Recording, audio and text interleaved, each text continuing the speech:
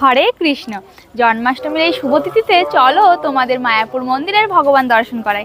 চলো আমার সাথে। প্রথমেই আমরা চলে এসেছি মায়াপুর শ্রী চৈতন্য মঠে। তো চলো এখানকার ভগবান দর্শন করে আসি, তারপরে যাবো ইসকন। জন্মাষ্টমী উপলক্ষে দেখো এই চৈতন্য মঠটা কত সুন্দর করে সাজিয়েছে, চারিদিকে শুধু লাইট আর লাইট। আর ভগবানের সামনেটা একবার দেখো, এত অপূর্ব সাজিয়েছে ভগবান শ্রীকৃষ্ণকে, রাধারানীকে, মনে হচ্ছে যেন একদম বৃন্দাবনে দর্শন করছি, তাই না? ভগবান শ্রীকৃষ্ণ যেহেতু রাত্রি 12টার সময় আবির্ভূত হয়েছিলেন, তাই এখানে মহারাজরা ভগবানের মিষ্টি মিষ্টি লীলাগুলো পাঠ কীর্তন করছে। আর 12টার সময় আরতি হবে, কীর্তন হবে, আর এখানে প্রসাদ দেওয়া হবে। ভগবানের এই শুভ আবির্ভাব তিথিতে ভগবানকে দর্শন করলে, পরিক্রমা করলে তার জানো তো অনেক ফল। তাই আমরাও এসে তো দর্শনের সাথে পরিক্রমাটাও করে নিয়েছি। আর এবার চলে যাবো ইসকন মন্দিরে। তো এখন আমরা চলে এসেছি ইসকন মন্দিরে, আর চলো এখানে ভগবান দর্শন করে আসি। চলো আমার সাথে। এখন রাত্রি 10:30 মতো বাজে, আর ভগবানের অভিষেক শুরু হয়ে গেছে 10টার থেকে। প্রথমেই পঞ্চরত্ন ভগবানকে দর্শন করে নাও, এরপরে তোমাদের রাধা মাধবের অভিষেক দর্শন করাবো।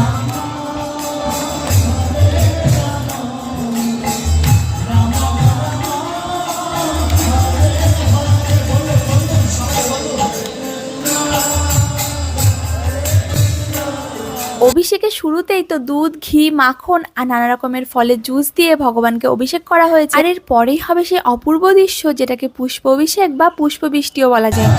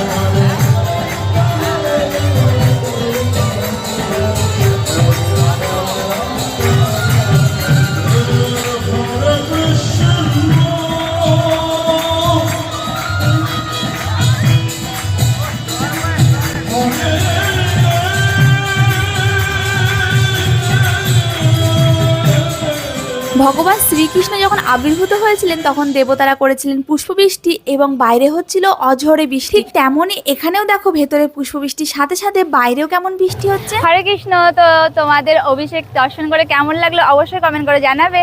আর দেখো এখন আমরা প্রসাদে যাব, আর আমাদের একটা বান্ধবীর সাথে দেখা হয়ে গেছে, আমরা এখন প্রসাদ খেতে যাব। তো তোমাদের ভিডিওটা কেমন লাগলো অবশ্যই কমেন্ট করে জানাবে, ভালো লাগলে শেয়ার করে দেবে। হরে কৃষ্ণ।